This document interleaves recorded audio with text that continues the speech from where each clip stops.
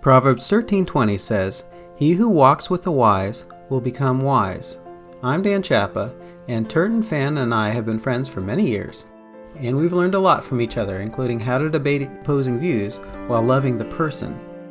We share a foundation in the essentials of the Christian faith and a love of God and His Word.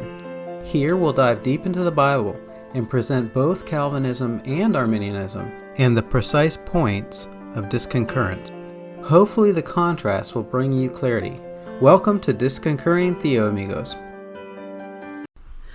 Hi Turretinfan, how you doing? Doing great. How are you? Doing really good. It's been a little while, but it's been good. I've been busy. I went on Latent Flowers program one time, and we talked a little bit about provisionism and total inability. And then I also went on to Apologetics in the Addicts program, or actually with Derek and with David, who are both Calvinists, and we were talking a little bit about provisionism also. So it's been a busy time, but it's all good. I hope you've been well. I have been well. I did not go on Leighton Flowers' show. Not that he's asked me to be, but no, I haven't done that. I will love to just jump into the chapter. I noticed, just for my own reference and for anyone who's watching, if you look very carefully, right there, or right there, you can see me next to your left ear in the reflection. Here, let me move over, and there, and then now you can't. There's a mirror, or no, it's glass, but it reflects. My glasses may do the same thing from time to time. I'm not sure, but let's jump right into John 6. So we talked about this. Let's talk about John 6. John 6 is a big chapter. It starts off in the Sea of Galilee, multitudes following Jesus. It's Passover. Coming close, and Jesus asks Philip about how to feed the crowd. They have no idea. Jesus nevertheless feeds them miraculously.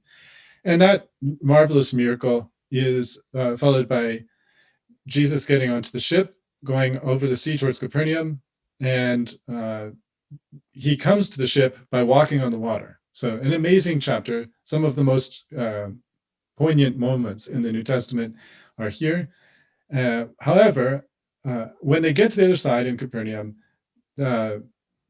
there's an issue that arises. Then they say, when they found him on the other side of the sea, they ask him, "Rabbi, why did you come here?" Jesus answered and said, this is verse 25 to 26. Jesus answered and said, "Verily, verily, I say unto you, you seek me, not because you saw the miracles, but because you ate the loaves and were filled. Do not labor for the meat which perishes, but for the meat which endures unto everlasting life, which the Son of Man will give you. For him has God the Father sealed." Then they said, "What shall we do that we might work the works of God?" Jesus answered and said to them, "This is the work of God, that you believe on him whom he has sent." They said unto him, "What's a sign you will show us, that we may see and believe you? What do you work?" And I would just pause real quickly. Well, he just fed 5,000 people with 5 loaves and 2 fishes, but he says, "Our fathers did eat manna in the desert, as it's written, he gave them bread from heaven to eat." So you can see where they're going with this sign. They really just want some food, but it is what it is. Then Jesus said unto them, "Verily, verily, I say unto you, Moses gave you not that bread from heaven, but my Father gives you the true bread from heaven. For the bread of God is he which comes down from heaven and gives life unto the world." Then they said unto him, "Lord, evermore give us this bread." And Jesus said unto him, "I am the bread of life. He that comes to me shall never hunger, and he that believes on me shall never thirst. But I said unto you that you have also seen me and don't believe. All of the Father gives me shall come to me, and him that comes to me I will in no wise cast out. For I came down from heaven not to do my own will, but the will of him that sent me. And this is the Father's will which has sent me, that of all which he has given me I should lose nothing, but should raise it up again on the last day. And this is the will of him that sent me, that everyone that sees the Son and believes on him may have everlasting life, and I will raise him up at the last day." Then the Jews murmured at him because he said, "I am the bread of life which came down from heaven." And they said, "Isn't this Jesus, the son of Joseph, whose father and mother we know? How is it then that he says, 'I came down from heaven'?" Jesus therefore answered and said, "Don't murmur among yourselves. No man can come to me except the Father which has sent me draw him, and I will raise him up at the last day. It is written in the prophets, and they shall be all taught of God. Every man therefore that has heard and has learned of the Father comes unto me. Not that any man has seen the Father, save he which is of God, he has seen the Father. Verily, verily, I say unto you, he that believeth on me hath everlasting life. I am that bread of life. Your fathers did eat manna in the wilderness and are dead. This is the bread which comes down from heaven, that a man may eat thereof and not die. I am the living bread which came down from heaven. If any man eat of this bread, he shall live forever, and the bread that I will give is my flesh, which I shall give for the life of the world. The Jews then strove among themselves, saying, how can this man give us his flesh to eat? Jesus goes on to explain more about this in a section that's actually quite often becomes a focal point of discussion between Protestants and Roman Catholics over eating Christ's flesh and drinking his blood. And in the end, the result of Jesus explaining himself is the great church shrinkage movement. From that time, many of his disciples went back and walked no more with him. Then said Jesus unto 12, will you also go away? Then, this is verse 68, then Simon Peter answered him, Lord, to whom shall we go? Thou hast the words of eternal life, and we believe and are sure that thou art the Christ, the Son of the living God. And then there's some discussion about Judas at the very end after that. So I think the focus of our discussion, of course, is going to focus on the points that Jesus raises, starting really at the most interesting from the Calvinist, non-Calvinist standpoint is maybe verse 44, but I think it actually starts a little bit earlier when it talks about the purpose of Christ's sending. You may recall that I've argued before that John 3:16 tells us the purpose of Christ's coming is to save all the believing, and not that. And it's almost, you could say that that's just one of the purposes, but it really seems to be the main purpose, and anything else that's there is really tangential to that. That's the main purpose. And here we see in the same book, a few chapters later, the will of the Father who sent Jesus. This tells us the purpose. I can't recall if this is telos here or not. I don't know if you can put the Greek for John 6 on the screen or not. If not, it's okay. But the point is that he didn't come down from heaven to do his own will, but the will of God, the Father. And the Father's will was that all of which the Father gave Jesus wouldn't lose anything, but will raise it up again on the last day. So that sounds like what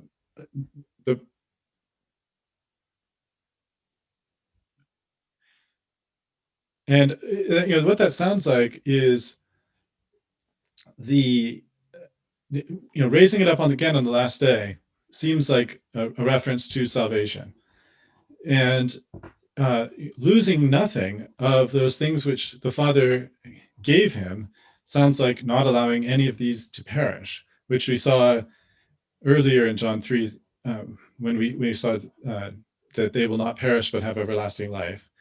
And then again, we see who that group is in verse 40. It's everyone who sees the Son and believes on him. And here we don't, the translators in this particular case use everyone which sees the Son. I don't recall if it's this, again, maybe I should just pull it up myself. 1 second, I'll pull it up rather than keep trying to ask you to check it for me. So this is John 40, and it says,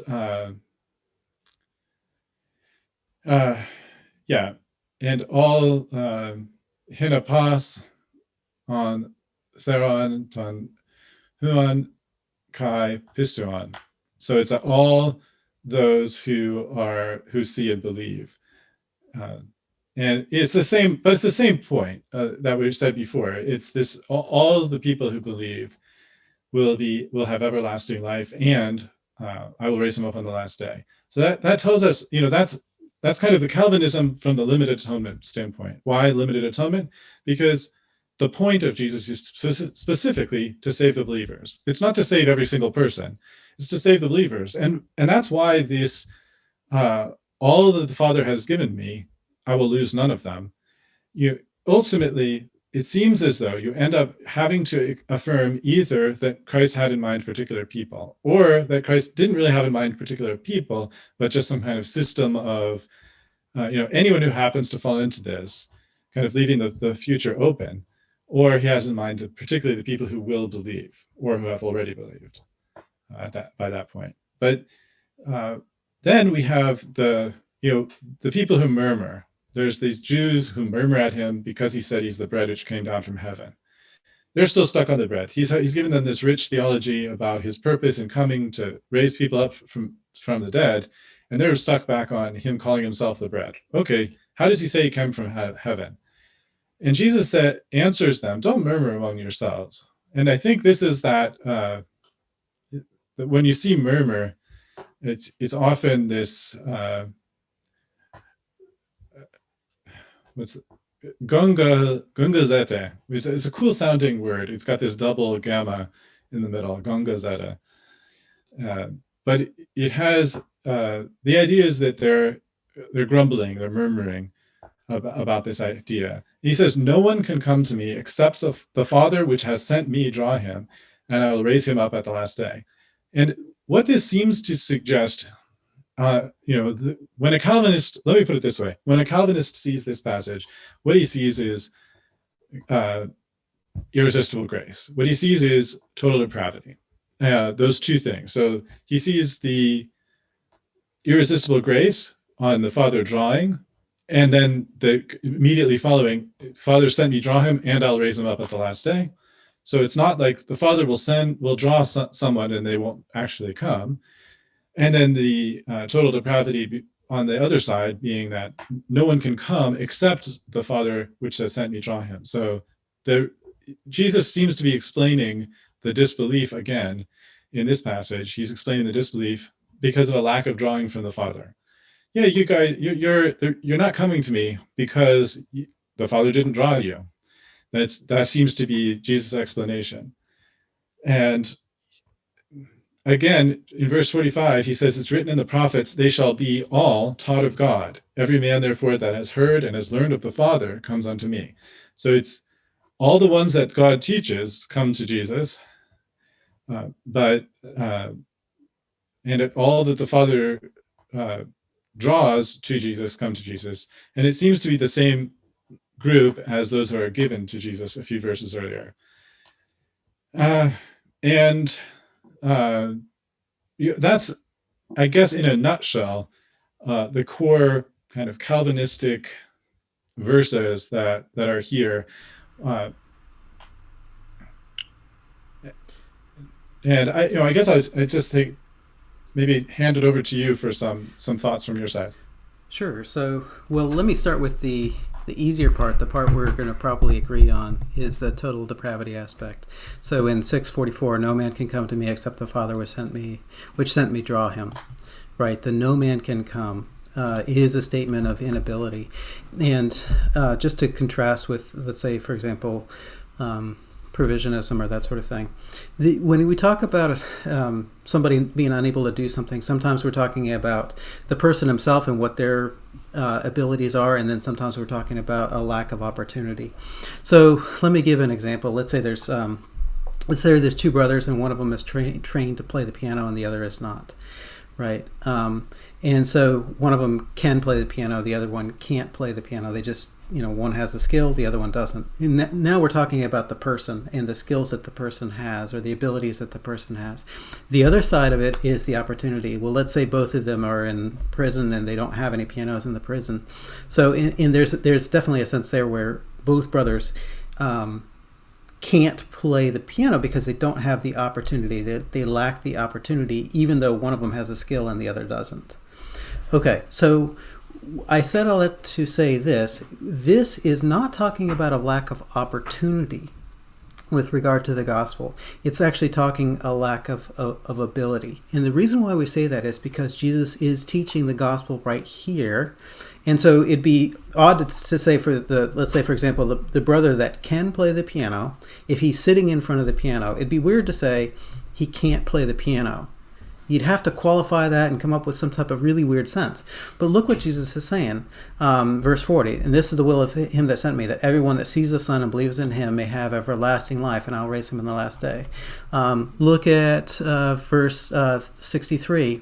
The words that I speak to you, they are spirit, they are life. Look at Peter's response. Lord, to whom shall we go? You have the words of eternal life.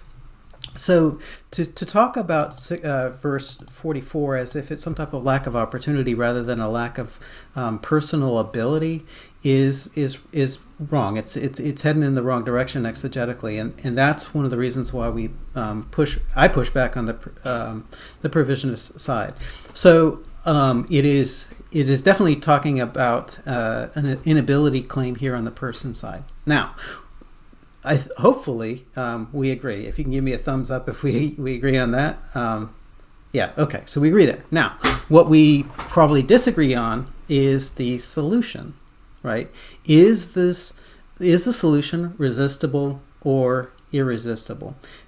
If it's anchored in some type of election language or unconditional election, then it's going to be irresistible, and it's everyone that gets the solution is going to end up saved, and everyone that doesn't won't. And that's not the direction I think this passage goes. But I have to be honest and just give a personal aspect. John 6 is a tough passage for me personally, and I remember a time when I first became a Calvinist, and then I left Calvinism mostly over on Romans 9, but I struggled with John 6, and I spent. I remember praying to God one day. I was going to get on a plane. I was going to go to France, and I had several hours, and I was going to I just told God, by the time I get off this plane, tell me what's true about John 6. Does this require me to be a Calvinist or not? And I prayed hard, and I spent the entire 8-hour flight just looking at this passage. And if it wasn't for verse 45, I would be a Calvinist for sure. But this is where I landed, no pun intended, on that flight. It's written in the prophets, they shall all be taught of God. Every man therefore that heard and learns from the Father comes to me. And the way I see this, for better or for worse, is that it's not a monergistic process. There's a teacher and there's a learner. You have to actually learn from the Father. And it's very possible that the Father teaches some things that people resist and say no, and they reject, and they block up their ears, and they just don't learn from the Father. So the draw language in verse 4. Well, actually, so that is the main point. That is going to be my main argument. We can look at what is the giving. We can look at what's the drawing. But verse 40. If it wasn't for verse 45, I would be a Calvinist. There's no question. So maybe we can start there, and then we can drill down a little bit deeper. But Turretinfan, do you want to maybe comment a little bit on verse 45?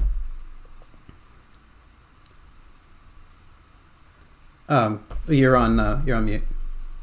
Sure, I would like to comment, but I'm unable to with the mute button. That wasn't intentional. So verse 45.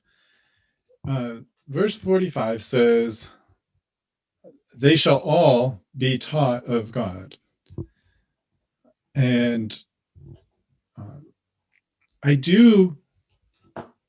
my main concern about a non-Calvinist reading of 45 is that it drives a sharp wedge there between they shall all be taught of God and every man therefore.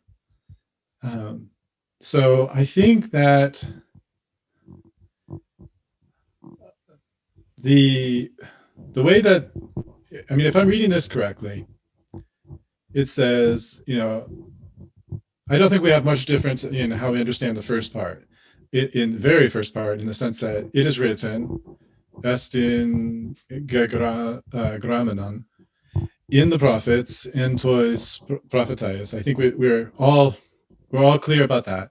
It says that they shall all be taught of God. This expression for taught of God is from didaktoi. It's where we get our word didactic from, and it is. I th- I don't see I don't see a reason to view that they shall all be taught of God as though it's some kind of resistible or uncertain thing. So, I mean, there's not a lot of usage in the scriptures, I think, of that particular form, uh, but I think it's used in. Go ahead. You wanted to say something? I actually just learned this just a couple weeks ago, that the word Torah, um, in we usually think of Torah as the law, but a more specific understanding of Torah is actually teaching, right? Um, it's the teaching of God. Um, I don't think it's going to boil down to like the word or the form of the word or something specific like that. It's just the general concept that we're going to have from the whole of Scripture in terms of what this teaching of God is. Now, I did look up it's written in the prophets. There's obviously lots of places in the prophets that talk about teaching, and I think it's specifically referencing Isaiah 54. But I couldn't. I'm sure it wasn't more clear going to those Old Testament texts what exactly this teaching is. It's some type of general teaching, and whether we're covenant theologians or dispensationalists, it's going to probably lead to differences in the way we understand that. But I didn't think that it wasn't going to be a slam dunk on either side if we go into those Old Testament texts. And it's just going to boil down to what our general concept of God's teaching is. But just let me ask this. I mean, just from a sheer learning perspective, right? How to me it seems quite clear that, at least in my experience, I had to put effort into learning. It wasn't natural for me. I could go to a class and just sit there and I can very easily space out. Believe that. So I have to actively learn. I have to put effort into learning. So I can't see how this could be monergistic. It seems very synergistic. So the in terms of I do agree that it's a reference to Isaiah 54. I think it's very similar to the wording of Isaiah 54:13 in the Septuagint. That's kai pantas tos huas su didactos theo. So they will all be taught of God. And but I think that what I'm focusing on here in terms of the Greek word is that it's focused on the result of the outcome is that they're educated by God, that they have this. And I hope I'm not it's easy to make an English Jesus out of this, right? In English, when you say they're taught or something like that, it's the past tense of teach. It's already been done. It's a fait accompli. It's something that's already been accomplished. And I I do I think that the point in Isaiah in the use there, it does look like God's talking about the things He's going to do. Like if you looked at the verse before uh, that verse, or even the second half of the verse about great will be the peace of your children, in righteousness you'll be established, and you'll be far from oppression, for you shall not fear, and from terror, because it won't come near you. I'll make your window before the verse before. I'll make your windows of agates, your gates of carbuncles, and all your borders of pleasant stones. I mean, I would say that if we look at the human activity of teaching other humans, that oftentimes there is a kind of cooperative effort that goes on there. But I don't think that's the emphasis in Isaiah 54, and I don't think it's the emphasis here either. The point isn't that those who cooperate well with the Father are the ones who are here. The verb, the previous verse talks about the Father drawing the people. Here it says they're going to be taught of God. And then you do have this, therefore, anyone who's heard and learned of the Father as comes to me. But I would view those, and maybe this is getting to maybe more to the crux of the issue. I'm not sure. But I wouldn't view those as kind of like you have to do both. You have to hear and you have to learn. Because on the one hand, hearing, a lot of times hearing sounds very passive, whereas learning seems to imply a little bit more activity on the part of the recipient of the teaching, right? Like on one hand, the stones hear the voice of God in some sense when Jesus speaks, but you wouldn't say the stones learned anything necessarily. I mean, it's a real anthropomorphism to say something like that, but to say they just heard the words echoed over them. We have a longer discussion about that elsewhere, where it says, the word went out throughout the world. But here it says they will be taught of God. Therefore, all therefore who have heard and have learned of the Father come unto me. I don't see that as intending to be a funnel. Like all those who have heard, like this part is all the ones that have heard, and then that subgroup of those that have heard that learned. I don't think that's the intention. I think the intention is that God speaks powerfully, such that that he teaches them, and I don't think that's problematic. Simply because oftentimes we are slow to learn, even if we're told something. I can see how basically how to try to make 45 non-Calvinist by saying that if you have to both hear and learn. It's not enough to just hear. You also have to learn. Well, yeah, and it's going to come to the overall framework that we're going to have coming into this. I mean, obviously, I look at the massive amount of text where the Father talks about, oh, if you'd had listened to my voice, wisdom crying out in the streets and this sort of thing. I mean, those are going to influence my understanding of a passage like this. Whereas if you come at it from a deterministic framework, you'll probably want to see it as like a cause and effect sort of thing.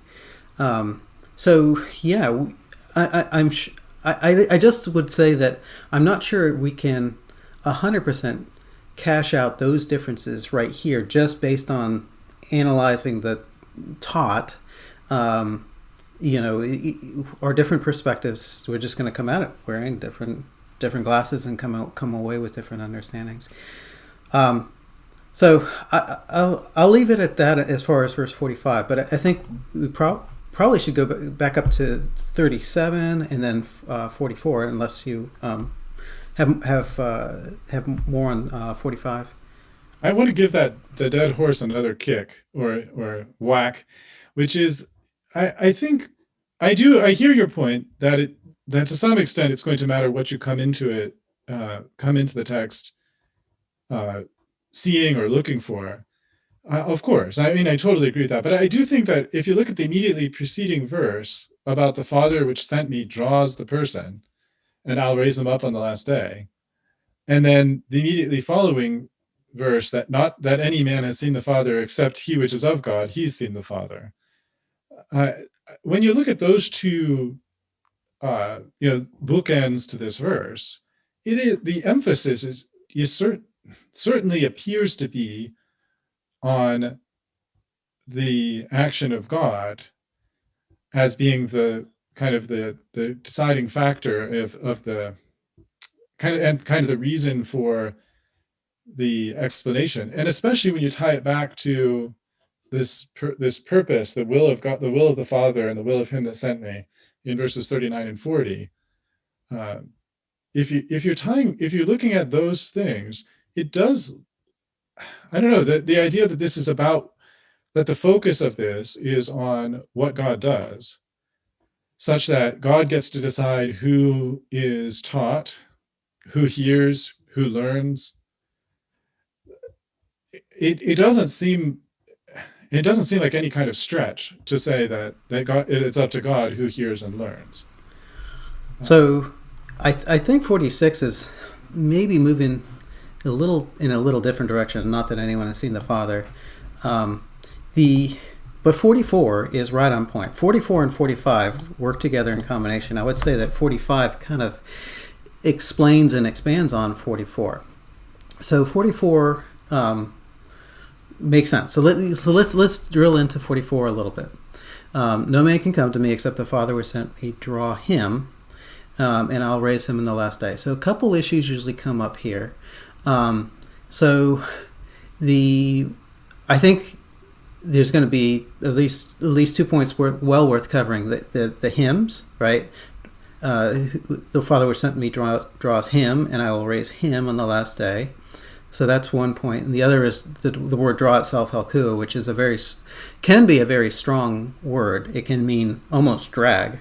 Certainly with inanimate objects or fish or nets and that sort of thing, or drawing a sword, it's a strong word. Okay, so let's take the two hymns. All right. So the thing about it is, this person is both drawn and comes. Even though that's not clear from 44, no man can come to me. So the person is unable to come, except the Father who sent me draws him. So this might be considered ambiguous as to whether this person actually used that ability to come or not. Right? Maybe it's just saying the person drawn gets raised up. But I think 45 makes that point very clear that the person actually does come. The person he has heard and learned from the Father comes unto me. So I think the way to look at this is the person is both drawn and comes. Both those things happen, and they're both requisite for being raised on the last day. So I don't think it's, sometimes I think we've seen some earlier claims by Dr. James White that every person ever drawn is raised up on the last day, and he uses the two hymns to try to justify that. But I don't think that's the case at all. It could be the case, but I think the passage is just kind of silent on it because it's got the two conditions, drawn and come. And so it's certainly true that whoever's drawn and comes will be released on the last day, but it's not necessarily the case that everyone that's drawn comes. So now, let me put this a different way. From an Arminian standpoint, we can look at this drawing two different possible ways, right? Either it is, kind of this effectual thing, and everyone that's drawn is saved, and no one that's not saved is not drawn. And in that case, it's going to look very much like verse 45. They have to be taught by God, and then they hear and learn from God, and then they come to Jesus. So it is kind of a, sufficient condition. So if you're drawn, you come. So that's one option. You could look at it that way, and it would just look just like 45, and it actually would look just like 37. All that the Father gives to me shall come to me. So that's one option. The other option is to look at 45 as just, it's different language. Drawing is different than being given. Drawing is different than being taught. And so maybe not. Maybe, people are drawn that don't come. And the actual grammar of 44 is kind of neutral on that point. Then we have to look at the rest of the scripture to see what it says. And I think specifically we'd look at two different passages that are pretty famous. John 12:32 says, Christ talking says, if I'm lifted up, I'll draw all men to myself. And then actually the other one is Nehemiah 9:30, where some people are helkuod, they're drawn, and in the Septuagint, and they say no, they reject. So those are two good examples of where God draws people and they don't believe in Christ. So where 644 itself is neutral, and it could be read either way. The rest of the scripture kind of leads us in the direction of thinking of drawing as something that's not an irresistible force.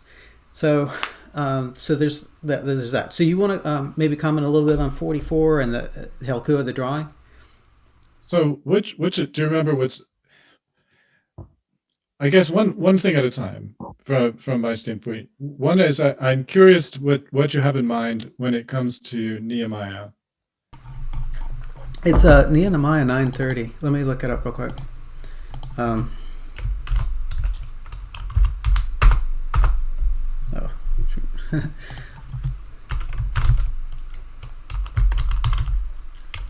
Nehemiah 9. I have the Septuagint there. Okay. Let's see. 9. Let's see. Maybe I should grab. I'm going to turn off my camera for a second while I grab my Septuagint. Sure. Okay.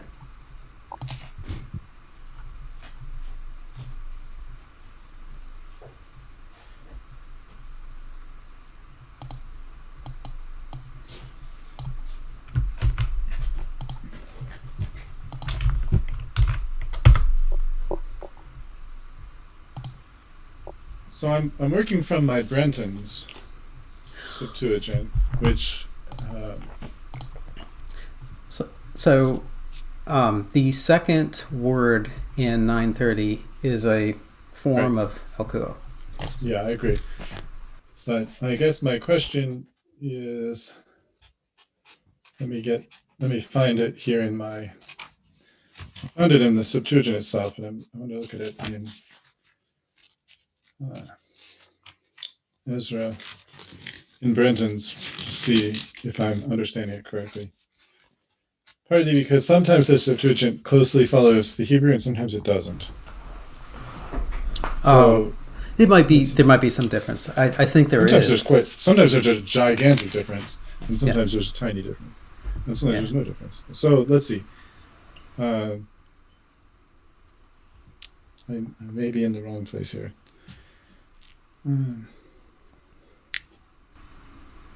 Well, while you're looking that up, this is the literal translation, Young's literal translation of 930. So this is coming from the Hebrew, but it's similar to the Greek. But anyway, so the Young's literal translation: "Thou drawest them over many years, and testifiest against them by thy Spirit, by the hand of thy prophets, and they have not given ear." Right? So they're Helkuod, they're drawn over a long period of time by the Spirit, and they don't pay attention. By the hand of the prophets. By the Spirit, by the hand of the prophets. They didn't hearken.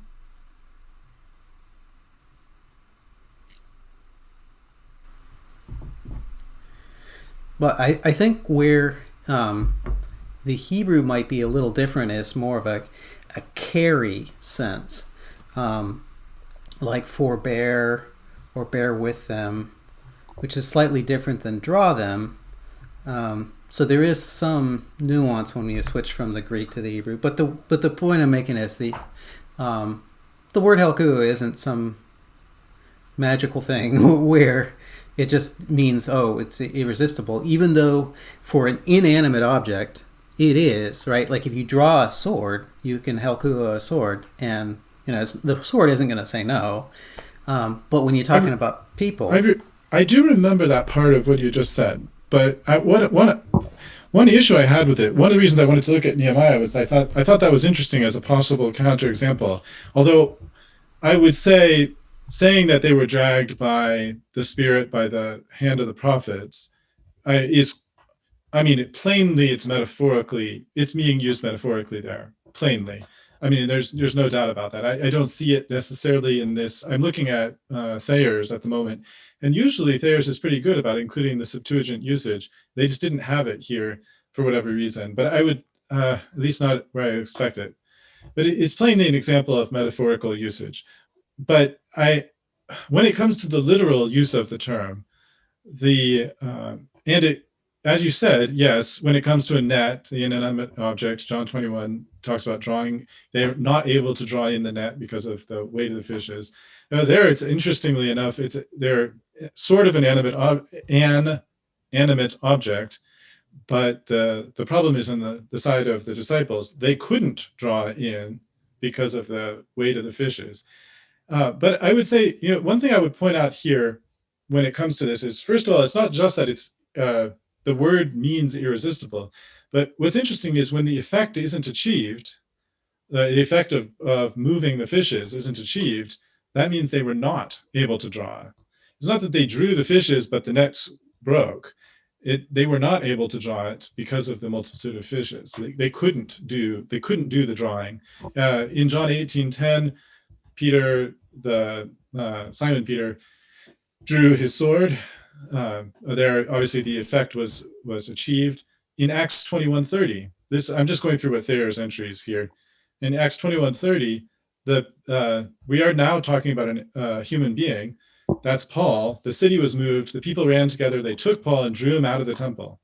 There, it seems pretty clear that the effect was achieved. And although Paul may or may not have resisted, Scripture doesn't really tell us whether he resisted or didn't resist. The effect was still achieved. They drew him out.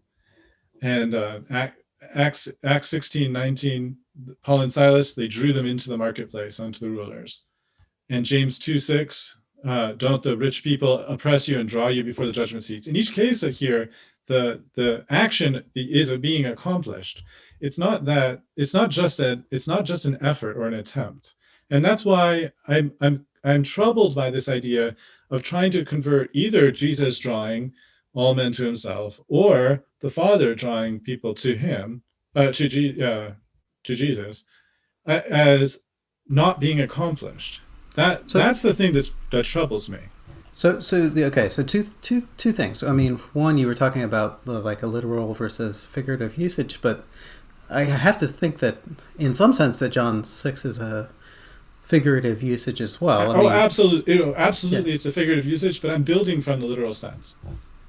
Okay. In other words, if you say, metaphorically, he chopped the head off of, evil, like you would understand that chop the head off of evil, even though it's used in that sense metaphorically. The idea is that evil was defeated, right? It wasn't just that he tried to chop off the head, like he swung his sword at the head of evil. That would have a different sense. Because of that literal underlying sense, it has a different metaphorical meaning. So I guess I think the second point would be that most of the other usages that you're bringing out, and fair enough, we have to deal with what we've got, are of inanimate objects or people against their wills, right? Being dragged off to prison or being dragged out in the marketplace. And you can't mean that in John 6. You can't mean it's against their wills. I want to just say that when it's people, when it's human beings and it's used literally, of course, it's usually referring to against their wills. Why? Because in that case, people have to be kind of treated like inanimate objects. But because if they would go along with it, they just say they called them into the called them before the court, or asked them to come, invited them to come. But no, they forcibly removed them. But the idea, my point, I think the bigger point is not so much about the question of will or not, because as you acknowledged, this is an example of a metaphorical usage. The idea is not that God is like physically moving people from North America to Bethlehem. That's not the idea. They're not being dragged, physically dragged somewhere. That's not the meaning at all. But the point is, what I'm saying is that draw here, in its literal sense, refers, positively, it refers to the action being accomplished, and so negatively, it refers to the action being attempted and failed. So it could not draw. That was an example of the failure. Why? Okay, so let's take, for example, let's take the fish. All right. Mm-hmm. Let's say they drew them in 15 feet, and then the fish escaped. Right? Now, did they draw them all the way to the boat? No. But did they draw them 15 feet? Yes. What's the problem? Now here's probably a better example, because I think I disagree with you that the willingness isn't a huge issue. It is a huge issue in the usage.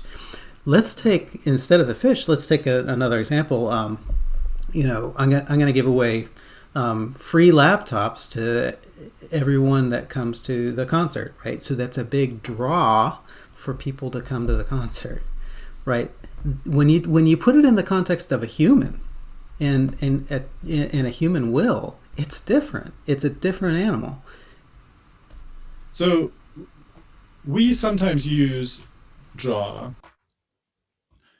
in a sense that's different from the way we use drag. Like if you would say that we actually do use drag metaphorically as well, so maybe it's not the best choice. But the point is, when we sometimes use the term draw to mean simply that the force was exerted without any particular effect being achieved. So we would say that a magnet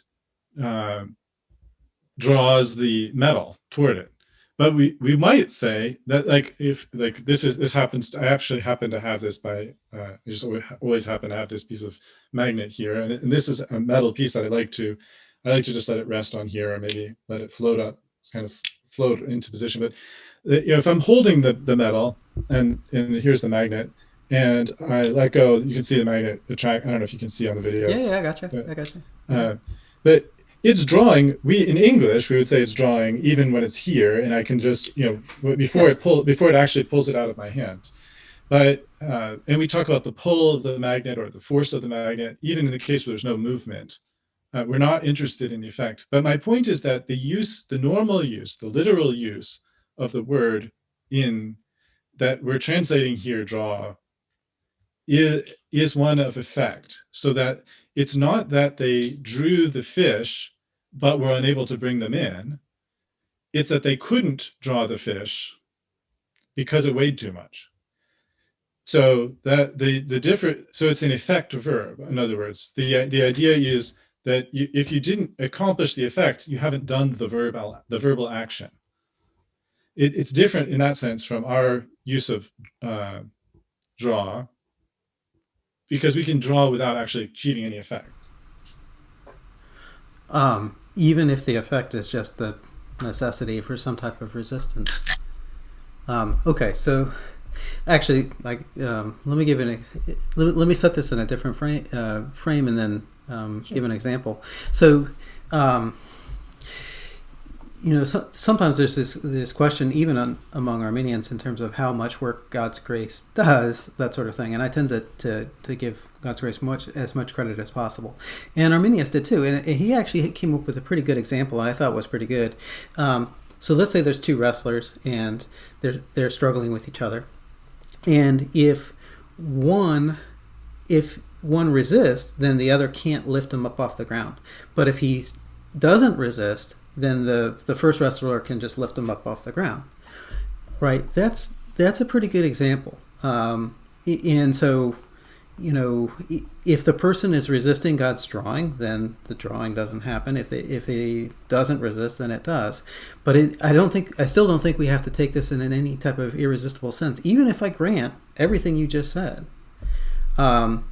So I guess maybe I'll leave it at that. Maybe we've unless you have something else on this drawing, we may just have to concur to disconcur or something like that. But maybe we do. Maybe the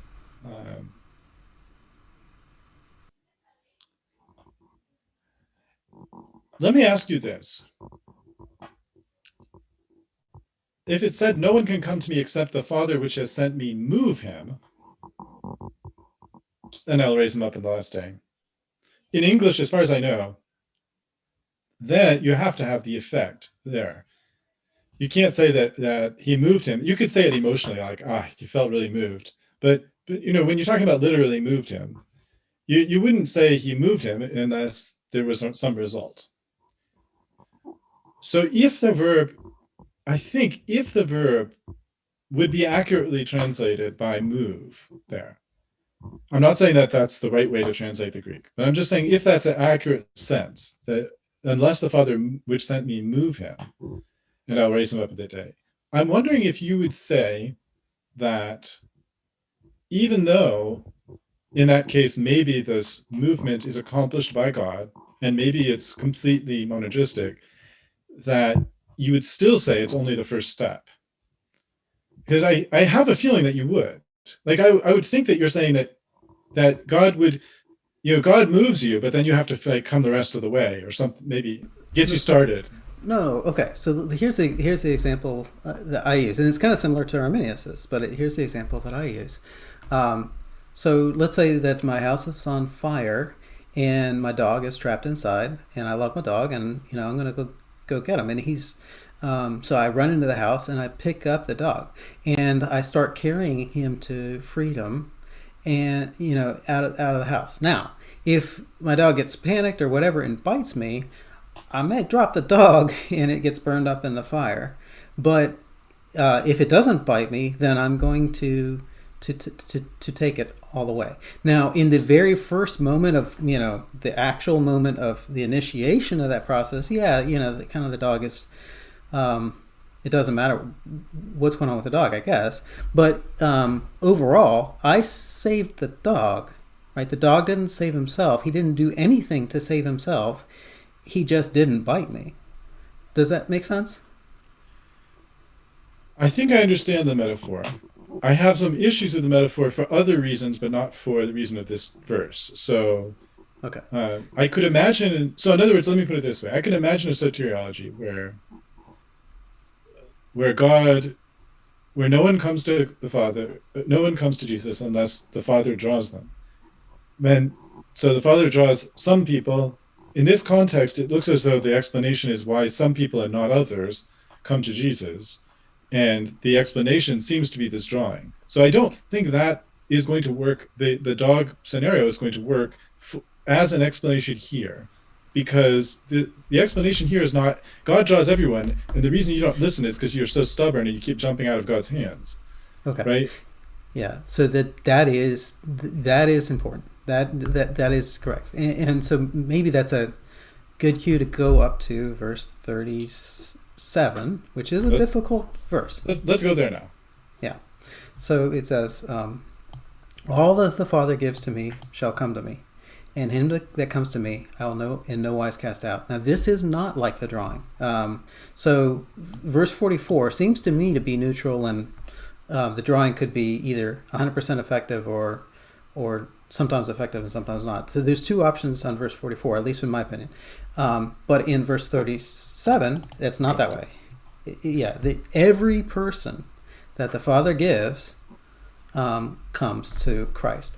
And actually 45 is the same way. Every person that hears and learns from the Father comes to him. So the question, the difficult question in John is what exactly this giving is. And there's just not much information here. One thing we can tell for sure is that this giving is present tense, which helps. So I'm tempted to say that the present tense at least leads me away from the idea this is election from eternity past or that sort of thing. It seems to be something that's happening right then and there on the spot. We have a little bit of information about the giving in chapter 17. But not much. It gets into a confusing sense because it starts to get into the apostles, and you can see that that it's talking about the apostles being given in chapter 18 especially, at the betrayal of Judas. But so in verse 17, what I think is helpful that it brings out is that the Father gives those that are his, and that's not a shocker, but it at least it's stated what might be assumed here, which is God has some people, and he gives those people over to the Son. Right? And that's about all we get in terms of trying to figure out what this gives means. But I think that the biggest clues that I take from this is exactly what's said in verse 45. They shall all be taught of God. Everyone that has heard and learned from the Father comes to me. That's very important. And then I think it fits within this overall motif that we've talked about before when we talked about John 10, that there's this idea that the Father prepares certain people for Christ in this prevenient grace sort of sense. But I wanted to back up to John 5, if that's okay. Unless you wanted to say something first before we go back into John 5, because I think John 5 is important, but I don't want to overtalk you if you wanted to comment on what I've said so far. I think I may have left out something important, or left out mentioning something that was important, which is verse 65 of this of chapter 6, because there we have another given statement. Right, but it's yes, there is a given statement. Therefore he said, therefore I said unto you that no man can come to me except it is given unto him of my Father. So there's two givings. One is the Father giving people to the Son. That's in verse 37 and I think 39. And then there's a second giving, which is the Father giving something to the people. Right? And that giving is sort of an enabling, which is exactly what verse 45, so no man can come to me except the Father who sent me draws him. The drawing enables. I want to say in the NIV it makes it more clear, even though it's not that precise, but it gives a sense, even if it's not the best interpretation, it's probably an interpretation rather than a translation, which I don't approve of, but in this case maybe it's helpful. He went on to say, this is why I told you, no one can come to me unless the Father has enabled him. But why did he said that's why I said to you, but what does that refer to? What is he explaining?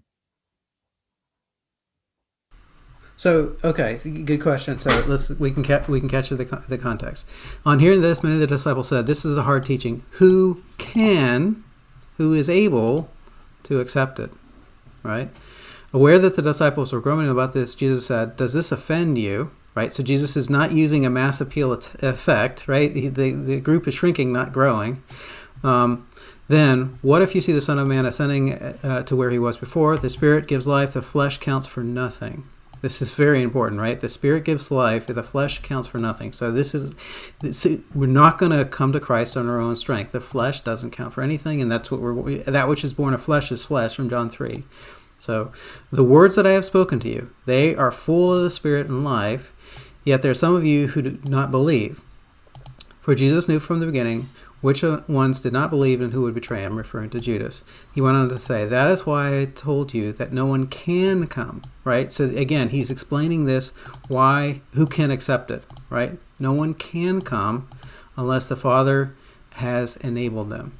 And it says given, and except that we're given. Yeah, but that's fine. Let's say that immediately this. I think you agree with me that for Jesus knew from the beginning who they were that believed not and who should betray him is a parenthetical. That's the beloved disciple commenting. But Jesus' words immediately before, therefore said I unto you, are, but there are some of you that don't believe. Right? In verse 64, the first half of verse 64 is, there are some of you who don't believe. Right, yes. Therefore I said to you that no one can come unto me except it were given to him of my Father. It seems as though Jesus is saying that the reason some don't believe is because it wasn't given to them by the Father. Yeah. Yes. Oh, there's no question that's exactly what's going on. That Jesus is not just saying that they can't come, but he's actually chiding them for their inability. I don't know if he's chiding them for their inability or he's explaining their inability, but he's certainly saying if it wasn't given to them by his Father, that explains why some of you don't. I mean, let me ask you, let me put it a different way, perhaps. Let me try to phrase it positively. Do you agree with me that coming unto me in verse 65 is the same thing as believing on him? Yeah, absolutely. Yeah. That's set up in, I guess, verse 35. I think. Hang on. Let's see. 35. I am the bread of life. Whoever comes to me shall not hunger, and whoever believes in me shall never thirst. So throughout the whole text, consistently, coming to Christ is believing in Christ. Yes. And so it's that thing. It's that coming. It's the believing that's given by the Father. In verse 65. The enablement to believe is given by the Father. Well, I mean, you say that you put the word enablement in there. Jesus doesn't say enablement to believe. He just says, unless it was given. It says that they can't come Unless it was given. Unless granted. Yes. Well, okay, so what do you think is being given? The ability to come or the actual coming? Yeah, I think faith is given by God. Okay. Whether that's a good discussion to have, but do you think that that's what this text is saying? Yes. Okay. Because that's why he says. That's why he says, "There, some of you don't believe," and the reason, because God didn't give it to you. The Father didn't give it to you. So, I think just grammatically, it's gonna say this is why I told you that no one can come. So they're unable unless. So it's just addressing the inability, not the coming, but the inability to come. That's being addressed by this gift of God. And I think that's why I went to the NIV, and I get that it's not precise, but it's capturing the right idea. So let me read it one time real quick. I mean, if you want, in the interest of time, we could go back to John 5. I don't want to, Sure, I don't want to drag this out. Yeah. Okay.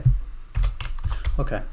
So John 5 sets this up, and it's the same discourse, although they cross over the sea. But okay. So in any case, hold on a second. You were going back. If we're going back to chapter 5, we're going back before Jesus walks on water, before he performs the miracle of the feeding, before to basically the previous day. Right, but the crowd follows him across the sea. I agree. Yeah. Okay. I agree. So anyways. it's the same group of people the previous day. Yeah. Okay. Okay. So I'll start in verse 33 here. Okay. Wait, actually, maybe.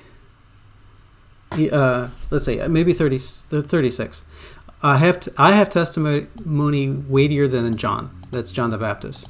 For the works that the Father has given me to finish, the very works that I am doing, testify that the Father sent me. And the Father who sent me himself testified concerning me. You have never heard his voice nor seen his form, nor does his word dwell in you. That's a serious slap to the face, right? He's telling the Pharisees or the Jewish leaders they don't have the Father's word in them, right? These are the keepers of the law, right? They are they're carrying around the scrolls and doing Simchat Torah and all that good stuff. Okay, for you do not believe the one he sent. So the evidence that they don't have a relationship with God is that they're rejecting Christ. You study the scriptures diligently because you think in them you have eternal life. These are the very scriptures that testify about me, yet you refuse to come to me to have life. You do not accept glory. I do not accept glory from human beings, but I know you. I know that you do not have the love of God in your hearts. Again, another just gut shot. They don't love God. I have come to you in my Father's name, and you do not accept me. But if someone else comes in his own name, you'll accept him. Now here's another statement of inability. Another 44. Another John 44. This is 544 instead of 644, but it's just as important. How can you believe? An inability to believe. How can you believe, since you accept glory from one another and not seek the glory that comes from the only God? Right? What's the reason for their inability? What explains their unbelief? What explains their inability to not believe? Because they're accepting glory from one another and not from God. But you think that I will accuse you before the Father. Your accuser is Moses, on whom you've set your hopes. If you believed Moses, you would have believed me. for he wrote about me. But since you do not believe what he wrote, how are you going to believe what I say?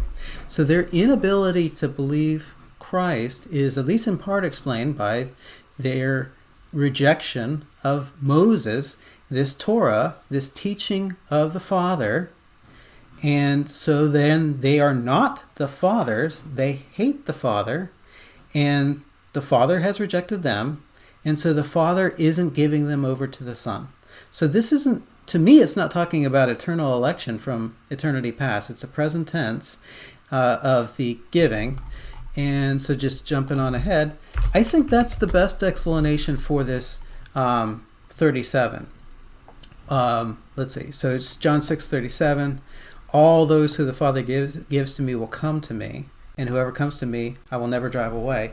It's the same thing as saying those that are taught by the Father and learn from the Father and have a relationship with him, the Father hands over to the Son. But those that reject Moses, those that hate God, that don't have a relationship with the Father, he is not handing them over to the Son. That's the way I see it, rather than looking at it in terms of unconditional eternal election. Interestingly enough, I don't have a huge issue with 99% of what you had just said. And the only part where I took issue was probably the series, maybe the gravity of the sentence placed against them, which is, you can read, for some reason, you can read, you can't believe, you can't believe, you can't believe, you can't believe, you can't believe, as not requiring God to step in and do something. So that they do believe. He draws. He draws. I'm sorry, I have to push back right there. Yeah, of course he draws. Right. Anyways, go ahead.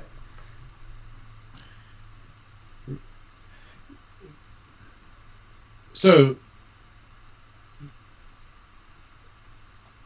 it's unclear if you're saying that God wasn't drawing them by Moses. I mean, we just talked about, we saw this metaphorical use in Nehemiah.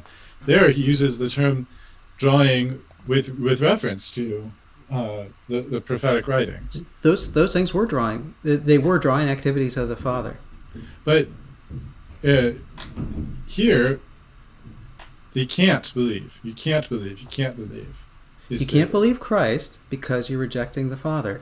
Since you're resisting the Father's prevenient grace, he's not turning you over to the Son.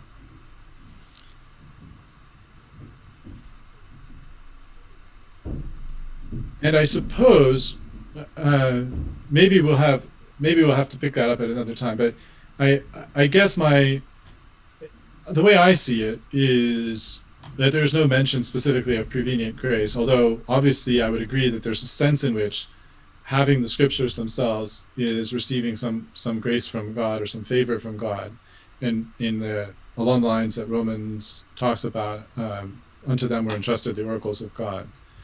But by the way, I like instead the imperative rather than the indicative there in search the scriptures. Yeah, I think it should be but I know that there's different, that the Greek words, the form is the same Greek letters. There's two different possible interpretations of those letters. But I do think that the point here is, I definitely agree that the point is here that they can't believe.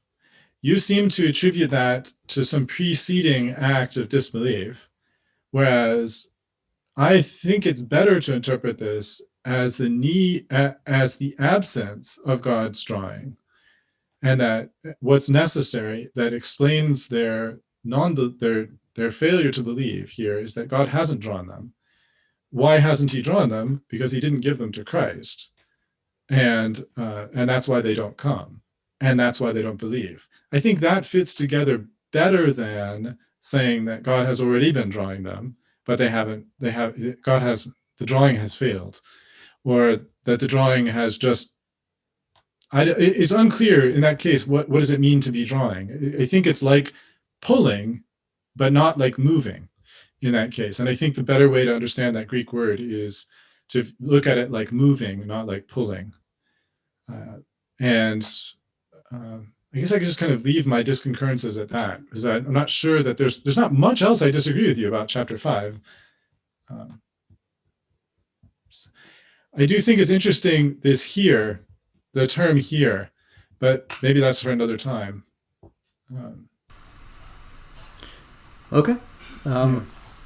Very good. Yeah, it was a good discussion as always. I'm not surprised we ended up with some disconcurrences, both in the word drawing and whether it's irresistible or resistible, and the giving. That's where I thought we might end up.